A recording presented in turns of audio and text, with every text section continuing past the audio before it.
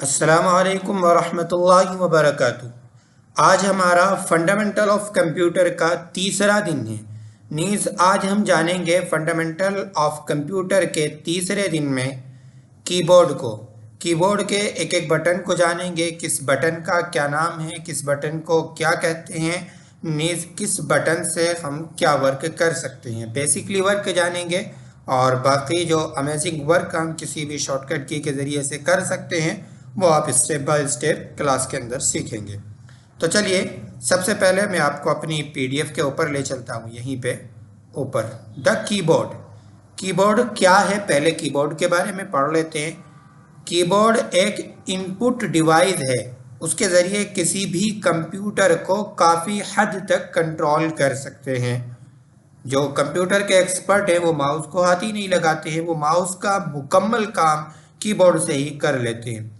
और अगर आप मेहनत के साथ क्लास करते रहोगे, जो शॉर्टकट कीज़ बतलाए जाए उनको आप अपनी नोटबुक में लिखते रहेंगे, तो इंशाल्लाह आप भी अपने माउस का काम अपनी कीबोर्ड से इजीली कर पाओगे।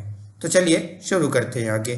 कीबोर्ड की कीज़ को मुख्तलिफ हिस्सों में डिवाइड किया जाता है यानी कि तकसीम किया जाता है। जैसे सबसे पहले सबसे ऊपर की लाइन में होती है फंक्शन कीज ये F1 से लेकर के F12 तक होती है, F1 टू F12। हम देख लेते हैं, यहाँ पे मैं आपको निशान लगा करके दिखा देता हूँ। ठीक है, एक सर्कल बना देता हूँ। यहाँ पे मैंने सर्कल बनाया है, देखिएगा ये है हमारी फंक्शन की। यहाँ पे न्यूमेरिकल लिखा हुआ है इसी तरीके से 1 2 3 4 5। उससे पहले लिखा हुआ है F1 F2 F3, यानी जहाँ पर गिनती लिखी हुई है उससे पहले F लिखा हुआ है, तो समझ लीजिएगा कि वो फंक्शन की के अंदर आता है। और फंक्शन की कितने हैं? 12। ये 3 हिस्सों में बने गए होते हैं। 4 बटन यहाँ पे होते हैं, 4 बटन सेंटर पे होते हैं और 4 बटन ये होते हैं। और ये जो कोने वाला जो बटन है, ये वाला जो बटन है, ये वाला, इस बटन को कहते हैं हम एस्केप बटन। ये एक तरीके से जैसे हमने कोई चीज़ ओपन कर दी है उसको बैक करने के लिए भी होता है। कई बार ऐसा होता है कि हम अपने कंप्यूटर पर वर्क कर रहे होते हैं और हमें पता नहीं चल रहा होता है कि हमने किस चीज़ को ओपन कर दिया है, तो उस केस में आप इसके बटन दबा करके बैक जा सकते हैं। चलिए आगे चलते हैं। मैं इन दोनों बॉक्स को डिलीट कर देता हूँ यहाँ पे, इसको भी, और आगे जानते हैं। अल्फ़ाबेटिकल कीज़ किनको कहते हैं? यानी कि जो A to Z है, A से लेकर के Z तक जो ABCD लिखी हुई है बटनों के ऊपर, उनको अल्फ़ाबेटिकल कीज़ कहा जाता है। जो आपको दिखाई दे रही होगी यहाँ पे, मैं आपको दिखा देता हूँ। इनके अंदर यहाँ तक ही ये दिखाई देती है, बाकी इसके अंदर कुछ और बटन भी आ गए हैं। ठीक है, ऊपर लिखा हुआ है Q, उसके बराबर में लिखा हुआ है WERT। ठीक है, इसको कहते हैं अल्फ़ाबेटिकल कीज़। आगे चलते हैं। न्यूमेरिकल कीज़ 0 से लेकर के 9 तक जो बटन होते हैं ये आपको यहाँ पे इधर दिखाई देंगे। ओके, न्यूमेरिकल कीज़ ये रहे साइड में।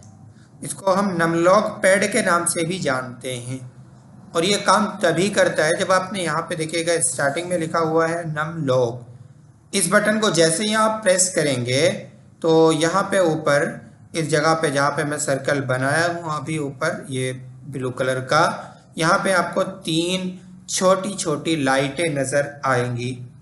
उन लाइटों में से एक लाइट जल जाएगी, पहली वाली लाइट, जब आप नमलॉग बटन का यूज़ करेंगे, नमलॉग बटन को प्रेस करेंगे। ओके, तो ये हो गई हमारी न्यूमेरिकल पैड और इन्हीं को कहते हैं हम न्यूमेरिकल।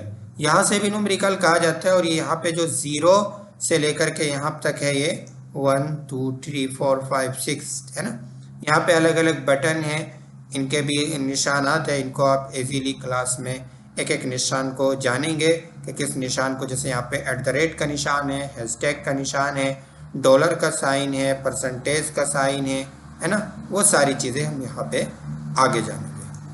आगे समझ लेते हैं। एरोज़ की किन को कहते हैं? हम कीबोर्ड में देख लेते हैं। यहाँ पे देखिएगा तीर का निशान बना हुआ होता है इन चारों बटन पर। टॉप के ऊपर एक निशान जा रहा है कि ऊपर को उसका मुंह खुला बंद है, यहाँ पे नीचे को है ना, ये इधर दाएं बाएं ऊपर नीचे। तो इन चारों बटन को हम एरोज की के नाम से जानते हैं। ये हमारी एरोज की है। ओके, आपने ये भी पढ़ लिया। अब इसके बाद आगे देखते हैं। आगे स्पेस बार। स्पेस बार किसको कहते हैं? स्पेस बार जो ये लंबा सा बटन होता है यहाँ पे। ओके, ये है हमारा स्पेस बार बटन। इसके ऊपर लिखा हुआ भी होता है, यहाँ पे मेरे केस में लिखा हुआ नहीं है। मैं एक मरतबा आपको कीबोर्ड हाथ में लेकर के वीडियोग्राफी के साथ भी इंशाल्लाह सिखाऊंगा। आगे चलते हैं। इंटर, रिटर्न कीज, ईटीसी वगैरह। ठीक है, यहाँ तक तो हमने जान लिया। अब हम इसके बाद मैं आपको कीबोर्ड के ऊपर ही ले चलता हूँ और स्टार्टिंग से सारी चीज़ें बता देता हूँ। जो चीज़ें पीडीएफ में थी वो चीज़ें मैंने आपको वहाँ पे बतला दी। अब मैं यहाँ पे आपको बतला देता हूँ। सबसे पहले हमें कोने में यहाँ पे मिलता है एस्केप बटन। एस्केप बटन का काम मैंने आपको बतला दिया है। ओके, इससे आगे यहाँ पे ये है फंक्शन की। इनका भी बहुत इंपॉर्टेंट यूज़ किया जाता है। ठीक है, तो फंक्शन की को आप समझ गए। इससे आगे यहाँ पे ये प्रिंट स्क्रीन बटन है। इसके ज़रिए से हम स्क्रीन शॉट भी ले सकते हैं। ठीक है, यहाँ पे ये इससे आगे स्क्रॉल लॉक है। स्क्रॉल लॉक ये MS एक्सेल वगैरह में काम करता है। ठीक है, एक्सेल वगैरह में क्या काम करता है जब आएगा तो इंशाल्लाह बतला दिया जाएगा। यहाँ पे ये पुश ब्रेक, ये क्या काम करता है, यानी आप किसी चीज़ को चला रही हैं उसको जो है स्टॉप कर देगा ये। ठीक है, तो आप जानते ही हैं। यहाँ से लेकर के यहाँ तक ये नॉर्मली कुछ नंबर हैं और कुछ निशानात हैं। देखिएगा यहाँ पे ये लास्ट में है प्लस का निशान है, इसी के बराबर में ये निशान है, ये हाइपन का निशान है। और यहाँ पे जो ये तीर का निशान बना हुआ है जिसके ऊपर मैं अभी हाल ही में सर्कल बना रहा हूँ। ठीक है, ये है हमारा बैक स्पेस। इसके ज़रिए से क्या होता है, जैसे मैं आपको अभी यहाँ पे टाइपिंग करके दिखा देता हूँ। ठीक है, यहाँ पे मैं टाइपिंग कर रहा हूँ, ये मैंने यहाँ पे टाइपिंग की। अब मैं बैक स्पेस बटन प्रेस कर रहा हूँ। ठीक है, तो ये पीछे को काट रहा है, कटिंग कर रहे हैं। ठीक है, और जैसे ही कर्सर मेरा यहाँ पे है, आगे को मुझे कटिंग करनी है तो यहाँ पे मैं डिलीट बटन प्रेस करूँगा। ओके, आगे चलते हैं। ये हमारा यहाँ पे टैब बटन। यहाँ पे ये सब निशानात हैं, नंबर है, इन सबको हम जान लेंगे। जो इम्पोर्टेंट निशानात थे वो मैंने आपको बतला दिए हैं। टैब बटन के ज़रिए से क्या होता है, टैब बटन के मुख्तलिफ काम होते हैं। जैसे आप एक्सेल के अंदर काम कर रहे हैं तो एक कॉलम से, एक सेल से दूसरे सेल के अंदर जाएंगे। उसी तरीके से आपने कोई टेबल बनाई हुई है, MS वर्ड के अंदर बनाई हो या इमेज के अंदर बनाई हुई हो, या इसी के साथ आपने कॉरल ड्रा के अंदर बनाई हुई हो, कोई इसी तरह की टेबल वगैरह बनाई हुई हो, तो उससे एक खाने से दूसरे खाने में जाने के लिए भी टैब का यूज़ किया जाता है। और अगर हम टाइपिंग कर रहे हैं और टाइपिंग करते करते हम चाहते हैं कि हमें एक मखसूस यानी आधे इंच का फासला चाहिए, तो उस वक्त भी जो है हम टैब बटन को प्रेस करके एक लॉन्ग जो है स्पेस खाली कर सकते हैं। स्पेस बार जो है वो बहुत ही मामूली सा स्पेस देता है, जबकि टैब बटन जो है उससे कई गुना ज़्यादा स्पेस देता है, यानी कि स्पेस बार से। इसी के नीचे है caps lock button.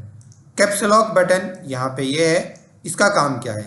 Caps lock button का काम ये है कि अभी आप, जैसे मैंने अभी यहाँ पे लिखा था, मैं फिर से यहाँ पे ले आता हूँ और यहीं पे इसके ऊपर ही लिखना स्टार्ट कर देता हूँ। जैसे मैंने यहाँ पे लिख रहा हूँ, अभी कीबोर्ड भी ब्लैक है और ये भी तो थोड़ा सा कम दिखाई देगा आपको।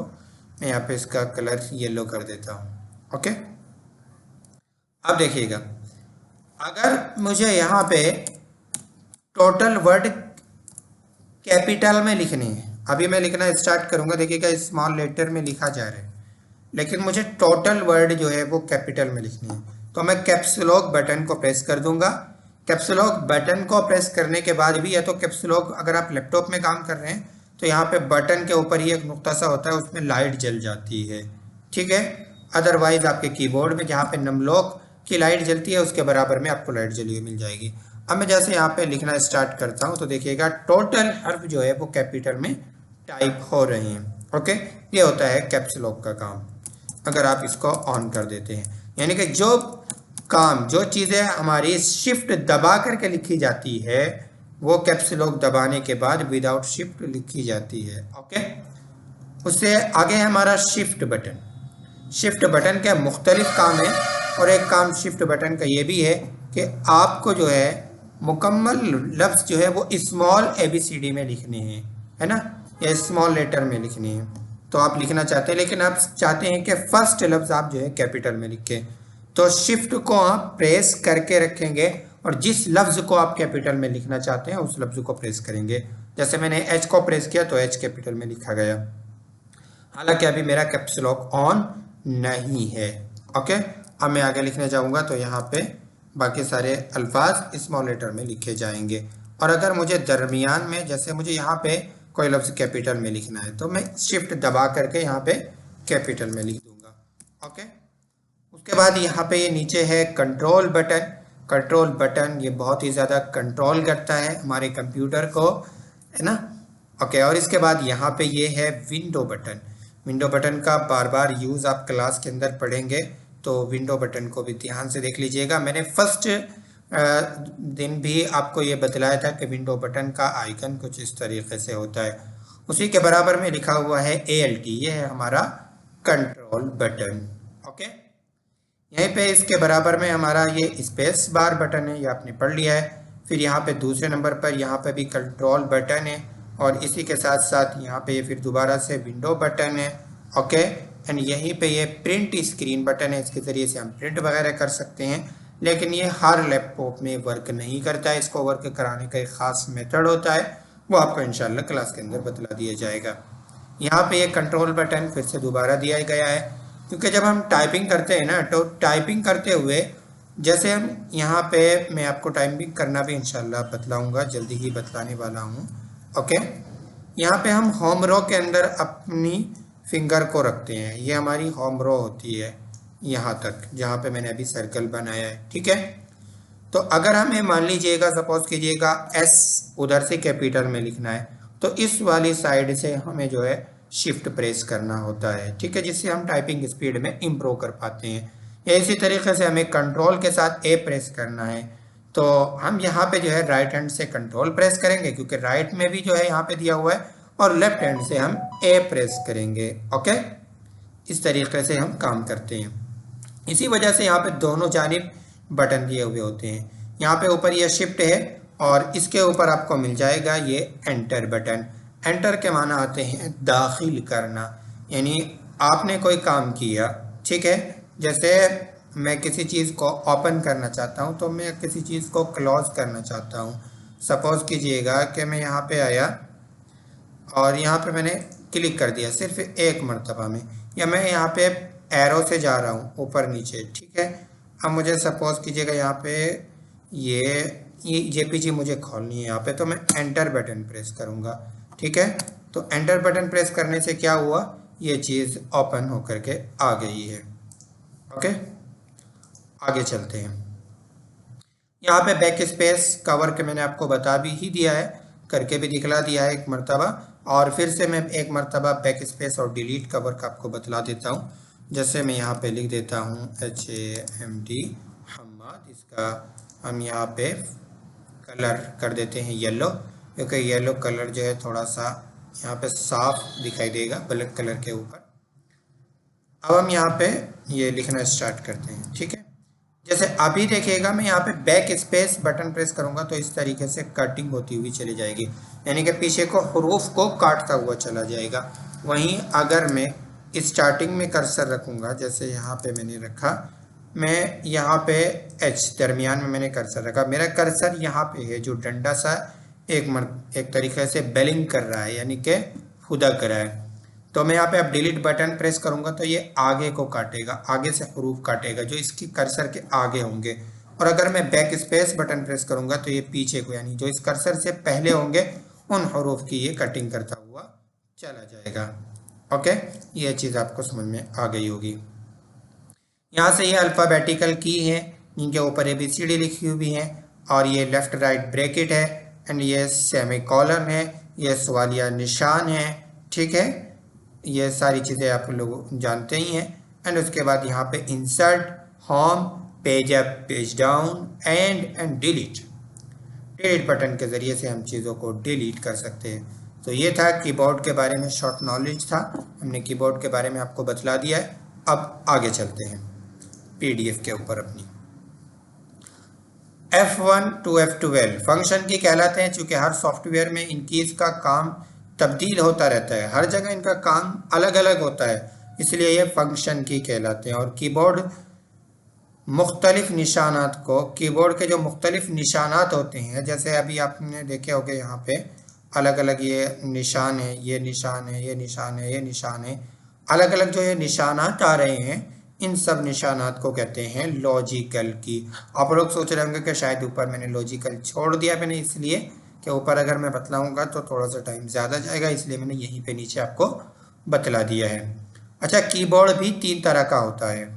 एक होता है स्टैंडर्ड कीबोर्ड, एक होता है मल्टीमीडिया कीबोर्ड, एक होता है वायरलेस कीबोर्ड।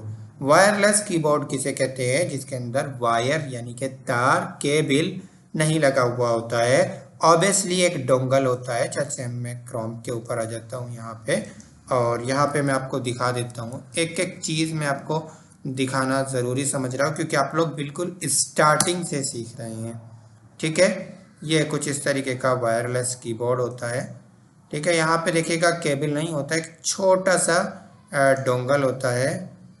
यहाँ पे ये आपको दिखाई दे रहा होगा बराबर में स्टार्टिंग सा, ये देखिएगा यहाँ पे एक मामूली सा पुर्जा है। उस पुर्जे की मदद से यहाँ पे इमेज में चलते हैं, थोड़ा सा साफ नज़र आ जाएगा। ये देखिएगा एक छोटा सा जो पुर्जा सा, ये देखिएगा यहाँ पे, इसको डोंगल कहते हैं।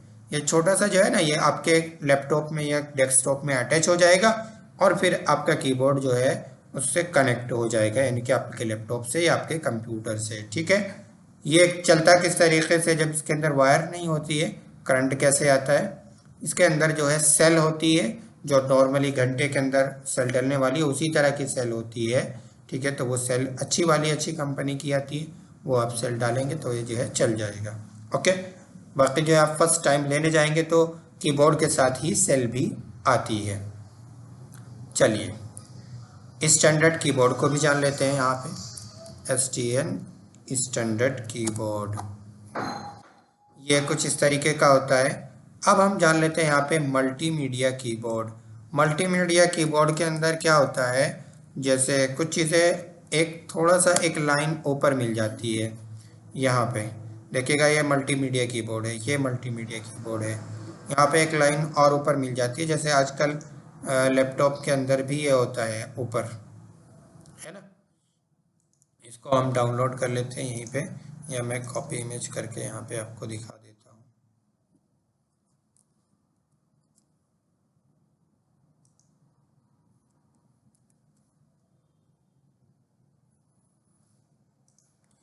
चलिए फिर से चलते हैं यहीं पे, और मैं यहीं पे कॉपी इमेज कॉर्डरा एंड यहाँ पे पेस्ट। देखिएगा मैं फोर से सामने, ये ऊपर यहाँ पे कुछ बटन नज़र आ रहे हैं, जैसे आवाज़ को कम या ज़्यादा करने का बटन है, आवाज़ म्यूट करने का। तो इस तरह के जो बटन जिस कीबोर्ड में होते हैं उसको मल्टीमीडिया कीबोर्ड कहा जाता है। ओके, आगे चलते हैं। वायरलेस का मतलब आप समझ ही गए हैं। आगे माउस के बारे में जान लेते हैं। माउस भी एक इनपुट डिवाइस है, उसके ज़रिए भी कंप्यूटर को काफ़ी हद तक कंट्रोल कर सकते हैं, लेकिन इसके ज़रिए किसी भी तरह की कंपोजिंग मुमकिन नहीं है। अच्छा, कंपोजिंग का मतलब क्या होता है? कंपोजिंग का मतलब होता है, जैसे यहाँ पे लिखा हुआ आ रहा है, माउस भी एक इनपुट डिवाइस है, उसके ज़रिए भी ये जो तहरीर जो हम लिखते हैं, तहरीर लिखने को ही हम कंपोजिंग कहते हैं। जैसे किताब आप कंप्यूटर में लिख रहे हैं तो वो एक तरीके से आप किताब कंपोज कर रहे हैं, तो ये जो है माउस से मुमकिन नहीं होती है। ओके, अच्छा, ये माउस भी कई तरीके का होता है। ब्लूटूथ माउस, ब्लूटूथ के ज़रिए से कनेक्ट होता है। Track ball mouse, optical mouse. ठीक है, आजकल ज़्यादातर ऑप्टिकल माउस का इस्तेमाल किया जाता है, उसमें 2 बटन होते हैं, इसका इस्तेमाल रेंज के ज़रिए किया जाता है। चलिए मैं इन सभी माउस को भी आपको इमेज दिखा देता हूँ, इमेज से बात वाज़ेह हो जाती है। चलिए यहाँ पे BLU ब्लूटूथ, और हमें दिखाना है यहाँ पे ब्लूटूथ माउस। ओके, यहाँ पे हम ब्लूटूथ माउस सर्च कर लेते हैं। ये सिंपल है, इसी तरीके का होता है, बस ये कि ये ब्लूटूथ के ज़रिए से कनेक्ट होता है। ओके, अगला माउस है हमारा ऑप्टिकल माउस। ऑप्टिकल माउस भी इसी तरीके का होता है तकरीबन। ऑप्टिकल माउस, ये ऑप्टिकल माउस हो गया, ठीक है। इसमें वायर भी लगी हुई होती है और ऐसे डोंगल वाला भी होता है, ठीक है। अब इसके बाद आगे चलते हैं। एक होता है ट्रैक बॉल माउस। ओके, ये थोड़ा सा इस तरीके का होता है, अजीब सी तरीके का, है ना। इसको लोग गेमिंग, जो गेम वगैरह खेलते हैं वो लोग इसका यूज़ करते हैं, है ना। ये काफ़ी महंगा भी आता है नॉर्मल माउस के ज़रिए से, लेकिन मैं सजेस्ट करूँगा कि आप नॉर्मल माउस के ऊपर ही जाइएगा। ट्रैक बॉल, इसको चलाना थोड़ा सा डिफ़िकल्ट भी होता है, क्योंकि ये बॉल के ज़रिए से भी कर्सर इधर उधर होता है, तो हर किसी के उनके लिए आसान नहीं होता है। थोड़ा सा प्रैक्टिस कर लेंगे आप तो फिर उसके बाद, प्रैक्टिस के बाद तो हर एक चीज़ ईजी हो जाती है। और जो ओल्ड ट्रैक बॉल माउस आता था वो तो काफ़ी डिफ़िकल्ट होता था, ये वाला, देखिए, क्योंकि अभी इसमें इसको मर्ज ही कर दिया गया है एक तरीके से, तो इस वजह से यहाँ पे इसमें काम करना आसान होता है। गेमिंग पर्पस के लिए इसको यूज़ किया जाता है। ओके, आगे है तुम्हारा द प्रिंटर। प्रिंटर एक आउटपुट डिवाइस है, यानी कंप्यूटर पर किया जाने वाला कोई भी काम उसके ज़रिए से प्रिंट किया जा सकता है। ये भी कई तरह का होता है, डॉट मैट्रिक्स प्रिंटर, डेस्कजेट और inkjet printer, laser jet printer, ठीक है। डॉट मैट्रिक्स प्रिंटर सबसे हल्के प्रिंटर होते हैं, आमतौर पर उसका इस्तेमाल ऑफिस में किया जाता है। उनकी प्रिंट क्वालिटी बहुत हल्की होती है, उनमें प्रिंटिंग के लिए रिबन का इस्तेमाल होता है और उनकी स्पीड प्रिंटिंग भी बहुत कम होती है। डेस्कजेट प्रिंटर काफ़ी बेहतर प्रिंटर होता है, उनमें प्रिंटिंग के लिए कार्टेज का इस्तेमाल किया जाता है। उनमें इंक भरी रहती है और ये कलर्ड और ब्लैक दोनों तरह से प्रिंट कर सकता है। जो नॉर्मली प्रिंट आते हैं, जैसे सबसे ज़्यादा यही वाला जो दरमियान में मैंने अभी आपको बताया है, यही वाला प्रिंटर इस्तेमाल किया जाता है, डेस्कजेट प्रिंटर, जिसके अंदर कार्टेज लगी हुई होती है, ठीक है। चलिए इसको भी दिखा देते हैं, डेस्कजेट प्रिंटर। ये सारी चीज़ें आपने देखी हुई होगी, लेकिन फिर भी मैं आपको यहाँ पे एक एक करके दिखा देता हूँ। ये इस तरीके का होता है, इसके अंदर अलग अलग ब्लैक हेड होता है और एक जो है कलर हेड होता है, और यहाँ पे स्क्रीन अंदर जो है वो इंक फिल होती है। गीली वाली रोशनाई एक होता है पाउडर, जैसे ये वाला प्रिंटर है, इसके अंदर पाउडर जो है फिल होगा, और इसके अंदर जो है वो कलर होते हैं, और वो बहने वाली इंक यानी कि सयाल रोशनाई इसके अंदर डलती है। ओके, आगे चलते हैं। लेज़र जेट प्रिंटर सबसे बेहतर प्रिंटर होता है, उनकी प्रिंट क्वालिटी सबसे अच्छी होती है, उनमें प्रिंटिंग के लिए पाउडर का यूज़ किया जाता है और इसकी स्पीड भी बहुत ज़्यादा होती है। इनकी प्रिंटिंग स्पीड को पीपीएम यानी पेज पर मिनट में नापा जा सकता है। इनकी प्रिंटिंग स्पीड कम से कम 12 पीपीएम होती है, यानी कि पर मिनट के अंदर 12 पेजेस निकाल देते हैं। एसएमपीएस क्या होता है, ये मैंने आपको बतलाया हुआ है पहले भी, लेकिन यहाँ पे भी पढ़ लेते हैं। ये पार्ट कंप्यूटर को और उसके सभी कंपोनेंट्स को, कंपोनेंट्स किसे कहते हैं, अज्जा को, जुज को, पावर सप्लाई का काम करता है, यानी कि उनको करंट देता है। उसमें अलग अलग रंग के वायर होते हैं, हर वायर में मुख्तलिफ किस्म के वोल्टेज होते हैं और उनके कंपोनेंट सॉकेट के मुताबिक होते हैं। एसएमपीएस के पीछे की जानिब मेल और फीमेल 2 स्लॉट होते हैं, जिनके ज़रिए से पावर इनपुट या आउटपुट कराई जाती है, यानी पावर अंदर जाती है और फिर उसी के ज़रिए से बाहर आती है। डायरेक्ट जो बिजली जाती है हमारे सीपीयू के अंदर, वो जाती है सीधी एसएमपीएस में, फिर एसएमपीएस के ज़रिए से ही बिजली यानी करंट बाहर निकलता है और वो दीगर जो है पार्ट्स के अंदर जाता है, दीगर कंपोनेंट के अंदर जाता है।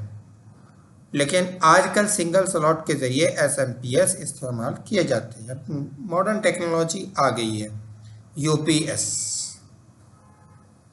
यूपीएस कंप्यूटर को AC to DC light convert करके पावर सप्लाई करता है। नीज यूपीएस में 12 से 15 मिनट का बैटरी बैकअप भी होता है, जिससे कंप्यूटर के अचानक बंद होने का अंदेशा भी ख़त्म हो जाता है। द स्कैनर एक इनपुट डिवाइस है। इनपुट यानी कि बाहर से कोई चीज़ अंदर ले जाना। कोई भी ऐसी पिक्चर जो बनानी मुमकिन ना हो कंप्यूटर के अंदर स्कैन की जा सकती है। उसकी कैपेसिटी को DPI यानी डॉट पर इंच में नापा जाता है।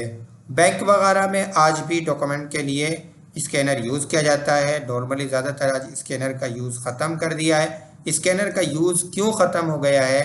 स्कैनर का यूज़ इस वजह से ख़त्म हो गया है क्योंकि हमारे प्रिंटर के अंदर ही स्कैनर आ जाता है। देखिएगा ये ऊपर का जो ढक्कन है इसको उठाएंगे, जहाँ पे हम फोटो स्टेट वाला पेज रखते हैं तो वहीं से हम स्कैन भी कर सकते हैं। ठीक है, यहाँ पे स्कैनर किस तरीके का होता है मैं वो भी आपको दिखा देता हूँ।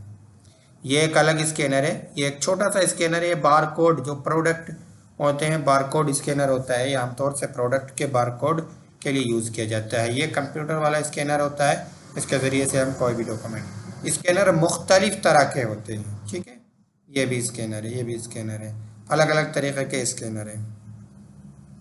चलिए, द मॉडेम। कंप्यूटर में मॉडेम एक ऐसा डिवाइस है जिसके ज़रिए से इंटरनेट इस्तेमाल किया जाता है। उसमें कंपोनेंट के ज़रिए इंटरनेट के सभी ऑप्शन आसानी के साथ इस्तेमाल किए जा सकते हैं। मसलन email, electronic email, website, downloading, chatting, वो सब कर सकते हैं। इंटरनेट की स्पीड को kbps यानी किलोबाइट पर सेकेंड और mbps यानी मेगाबाइट पर सेकंड में नापा जाता है। मौजूदा दौर में इंटरनेट का इस्तेमाल मोबाइल के ज़रिए किया जाता है। मोबाइल का आप लोग हॉटस्पॉट खोल देते हैं और फिर उसके बाद लैपटॉप से कनेक्ट कर लेते हैं, या अगर वाईफाई है तो डायरेक्ट वाईफाई का केबल लगा लेते हैं। मॉडेम की ज़रूरत नहीं होती है क्योंकि मोबाइल बज़ात खुद मॉडेम भी होता है। चलिए, तो आज हमारी ये PDF भी मुकम्मल हो गई है और फंडामेंटल में हम आगे जानेंगे कि कंप्यूटर की बेसिक सेटिंग को हम किस तरीके से कर सकते हैं। वो सारी चीज़ें हम जानेंगे इंशाल्लाह। और अगर आपने अभी तक कंप्यूटर कोर्स के अंदर एडमिशन नहीं लिया है और आप एडमिशन लेना चाहते हैं तो जल्द से जल्द अपने एडमिशन की कार्रवाई मुकम्मल करा लें।